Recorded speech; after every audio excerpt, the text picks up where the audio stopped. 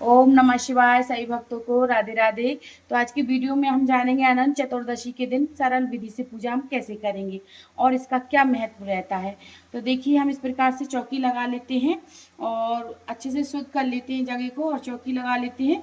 फिर उसके बाद हम थोड़े से अक्षत रखेंगे और थोड़े से अक्षत यहाँ पे, या फिर आप तिल रख लें, तिल हो आपके पास, अक्षित हो तो अक्षित रख लें। तो इस प्रकार से हमें पूजन करना है। तो इसका महत्व क्या रहता है, अनंत चतुर्दशी के दिन हमें सबसे पहले तो गणेश जी को विराजमान करेंगे हम, तो इस प्रकार से विराजमान कर देंगे। फिर हम लक्ष्मीपति विष्णु भगवान को विराजमान करेंगे, तो इस प्रकार से हम विराजमान कर लेते हैं। तो देखिए, इस तरह का फोटो लेना है हमें जिसमें फन बने होते हैं, तो इस प्रकार से हमें फ़ोटो लेना है। तो इसी फ़ोटो की हमें पूजा करना है अनंत चतुर्दशी के दिन। तो अनंत चतुर्दशी का बड़ा ही महत्व रहता है और इस दिन अनंत चौदस के नाम से भी जाना जाता है। और हम इस व्रत को भगवान विष्णु के अनंत रूपों की पूजा की जाती है और धार्मिक मान्यताओं के अनुसार अनंत चौदस के दिन हमें विधि विधान से पूजन करना चाहिए। तो इसका फल हमें बहुत ही खास मिलता है। जीवन में सभी हमें बाधाएं होती हैं वो दूर होती हैं। और व्रत रखने से और कथा पढ़ने से अनंत सूत्र, पीला धागा होता है वो जरूर से आप बनाएं, उसे बांधते हैं तो बांधने से हमारे 14 गांठें लगाई जाती हैं और उस प्रकार से अनंत सूत्र हम बांधते हैं और उसकी पूजा करते हैं। तो इस प्रकार से हम पूजन करते हैं। तो उससे पहले हम पूजा करेंगे तो उससे पहले हम भगवान विष्णु माँ लक्ष्मी जी को स्नान कराएंगे। स्नान कराने के लिए हम गणपति जी को भाव रूपी स्नान कराएंगे। तो पहले हम स्नान करा देते हैं। अब हम भाव रूपी स्नान करा देते हैं। पहले गणपति जी को स्नान कराएंगे, फिर हम लक्ष्मीपति विष्णु भगवान को स्नान कराएंगे। तो इस प्रकार से हमें स्नान कराना है। फिर उसके बाद हमें चंदन तिलक करना है। तो गणपति जी को हम लाल चंदन से तिलक करेंगे इस प्रकार से, और भगवान विष्णु को हमें पीले चंदन से तिलक करना है और लक्ष्मी जी को हमें सिंदूर से तिलक करना है। तो इस प्रकार से हम तिलक कर देंगे और गणपति जी को हम वस्त्र रूप में कलावा समर्पित करेंगे और भगवान विष्णु को भी हम वस्त्र रूप में कलावा समर्पित कर देते हैं। तो इस प्रकार से हमें कलावा समर्पित करना है। तो आप कर दे।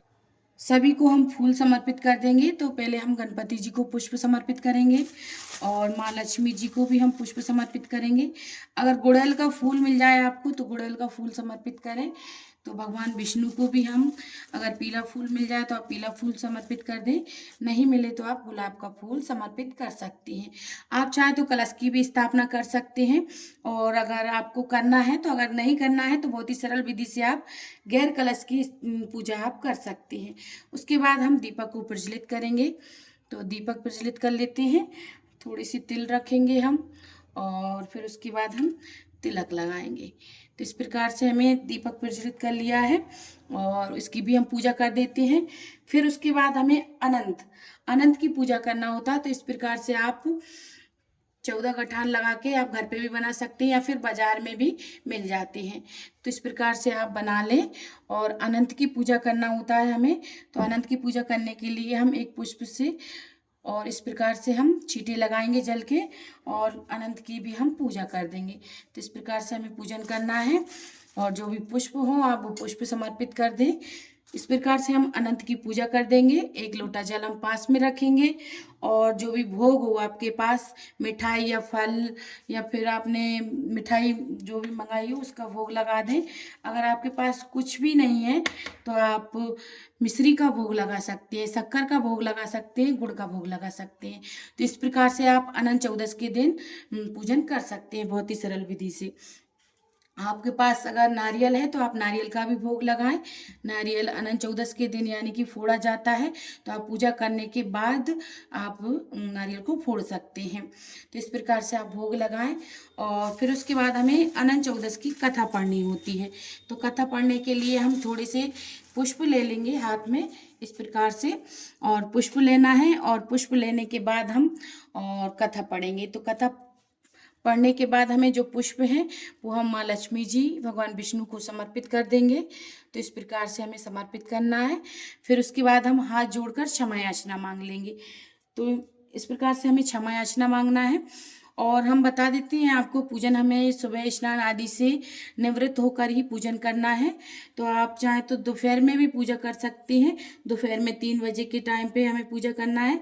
6 सितंबर 2025 को हमें पूजन करना है सुबह के टाइम, और 3 बजे से आप 12 बजे तक भी कर सकते हैं पूजा। और 7 सितंबर को हमें इसकी चौकी हटाना है। तो इस प्रकार से हमें 6 सितंबर के दिन ही पूजा करना है यानी कि अनंत चौदस की। तो अनंत चौदस के दिन हमें पूजन करें और हम हाथ जोड़कर क्षमा याचना मांग लेंगे। तो जो भी गलती हो उसके लिए क्षमा याचना मांगेंगे। और अब हम करेंगे आरती। तो आरती के लिए आप अलग से भी दीपक जला सकते हैं या फिर इसी से आप आरती कर सकते हैं। तो इस प्रकार से हम आरती कर देंगे। पहले गणपति जी की आरती करेंगे, फिर हम माँ लक्ष्मी जी भगवान विष्णु की आरती करेंगे। तो इस प्रकार से आरती कर देंगे। आप चाहें तो कपूर से भी आरती कर सकते हैं माँ लक्ष्मी जी की। तो अनंत चौदस के दिन लक्ष्मी जी के साथ ही भगवान विष्णु की पूजा की जाती है। और फिर उसके बाद आपके पास जो दक्षिणा हो वो दक्षिणा समर्पित करें।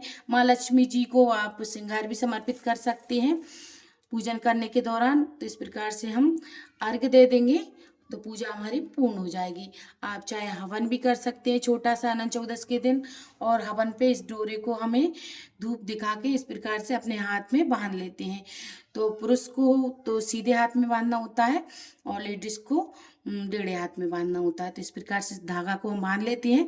तो इस प्रकार से आप सरल विधि से घर पे पूजा कर सकते हैं, बहुत ही सरल विधि से। अगर आपके पास जो सामग्री है घर में उसी सामग्री से आप पूजा कर सकते हैं।